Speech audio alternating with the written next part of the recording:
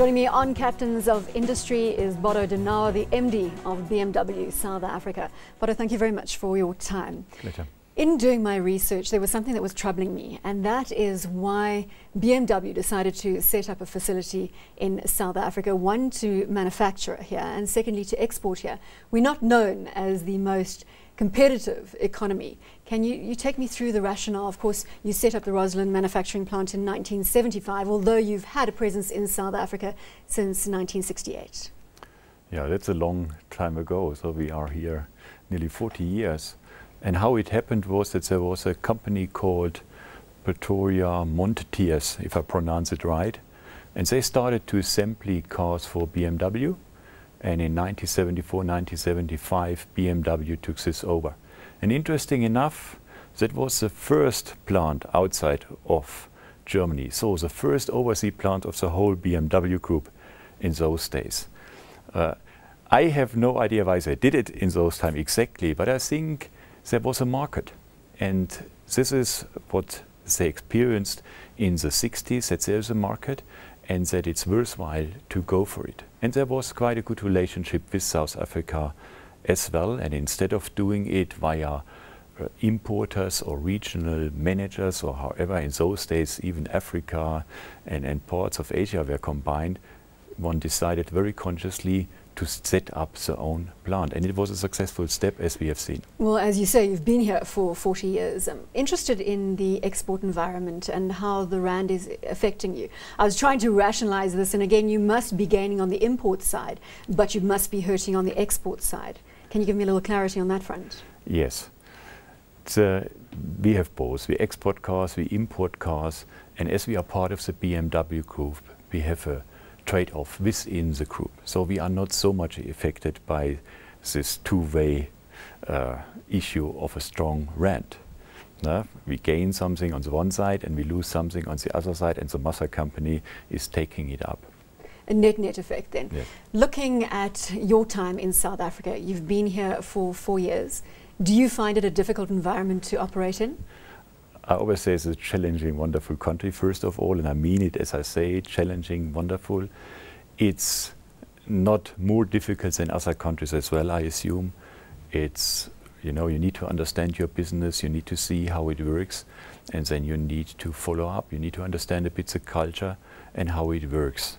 So I would say it's quite a normal way of doing business in South Africa as well.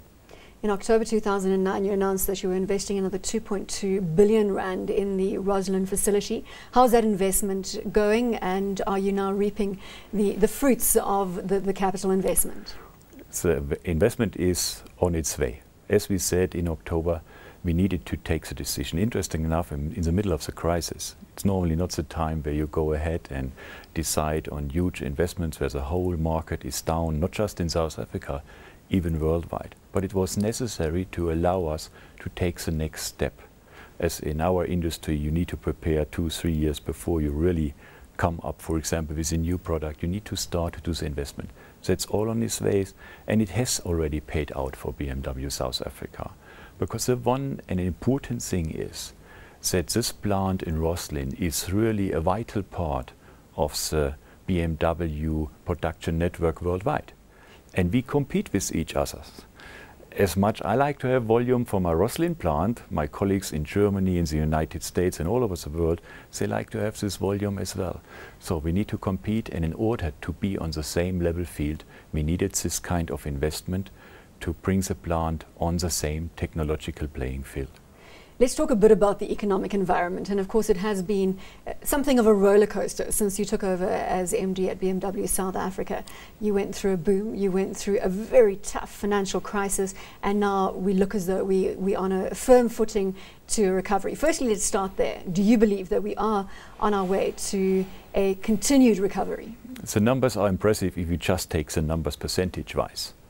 A market which has grown year to date more than 20%, you should be optimistic.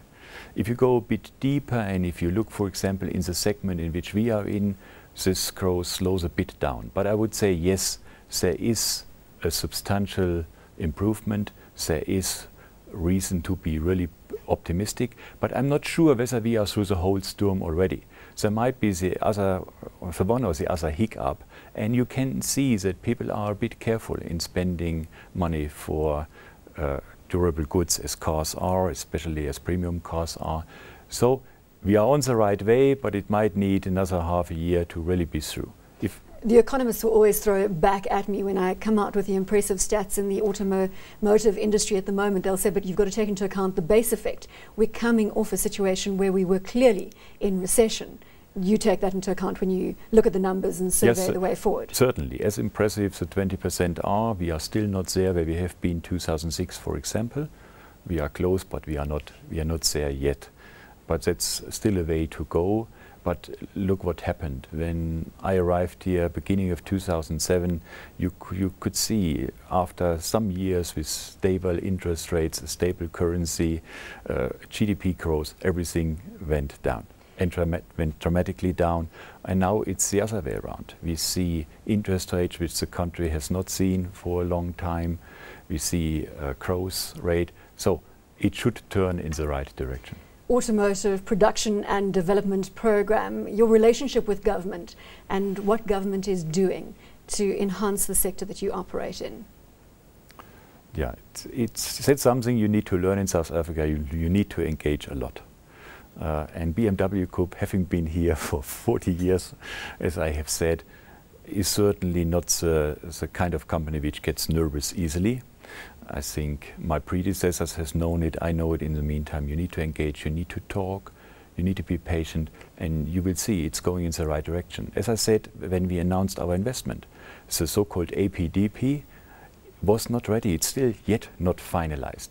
But apparently it's going to be brought in 2012. Do you think we're not going to make that deadline? No, we will make it. I'm absolutely sure. We will make it. Rob Davis, heading up the ministry, he does everything to get this right. He engaged with the industry, and we are working to finalize the latest issues on this. So I'm still optimistic that this thing will happen, and it's needed.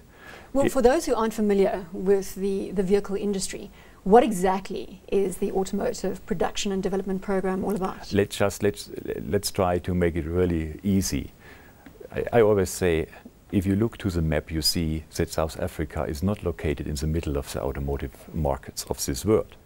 So you have a bit of a disadvantage because you need to get your cars to the right place in the world, especially if you export. And the local numbers are not big enough just to have a plant here. So you need to export. You need to cover high logistical costs and some other kind of disadvantages. And this APDP program is seen, and it's a success of the so-called MIDP program, is just seen to overcome these disadvantages, to help the automotive industry to get competitive and to be competitive in a worldwide competition.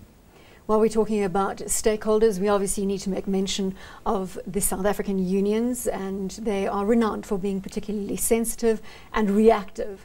Have you battled with this over your 4-year period at the head of BMW South Africa? I have a bit of an advantage as far as this is concerned. I have spent the majority of my career within HR, and I have dealt for a big part with unions as well. And that's the same here in South Africa. Yes, the circumstances might be a bit different, but it's just as in the rest of the world. You need to engage as well. You need to talk with the unions. You need to try to understand their position. You do not need to share the position necessarily, but you need to try to understand it and to engage to find this famous middle way to come through and to find a proper solution. So it's the same as I see it in Europe as well. Do you believe that the unions here are very quick to strike or to encourage a strike among their representatives? They might be a bit quicker as in more mature organizations. Yes, that's true. But I think what hurts South Africa and what's not good for the reputation of South Africa is the way in which it's done. A strike should be the ultima ratio of the whole thing. You know, you should try everything else before you call for a strike. But even worse is the situation if you have a strike for the OEMs, and then a fortnight or 4 weeks later you have a strike in the component industry. OEMs, let's take a step back. Remember, we've got a number of people who aren't familiar with your industry. OEMs are just the car manufacturers themselves. and you have a strike there, you settle the strike even with high increases, and 4 weeks later you need to tell your headquarter, we will have another strike, by the way, because now the strike is on in the component industry. This is what is not understood overseas and what really damages the reputation. So what we need to do in the next 3 years, you know, we have got a 3-year settlement, so we should have peace for 3 years, but we should take the time to organize this a bit better, that these things are settled once for all, that you talk about the manufacturers at the same time when you talk about the component industry and the retail industry.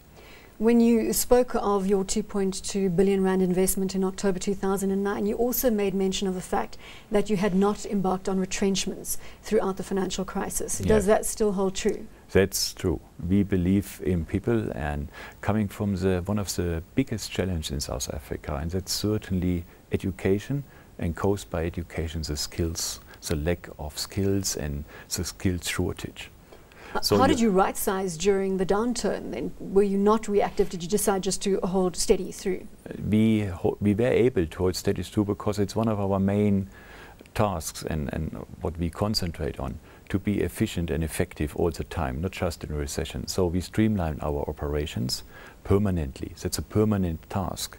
So there was no need to do something really extra, and we fought hard to get more volume. So we were even able to capture 2 new markets during the crisis, which was Korea and Canada, to get more volume to keep our people. And the second thing which we did, we joined the Mesita training scheme. Without this training scheme, it wouldn't have been possible neither.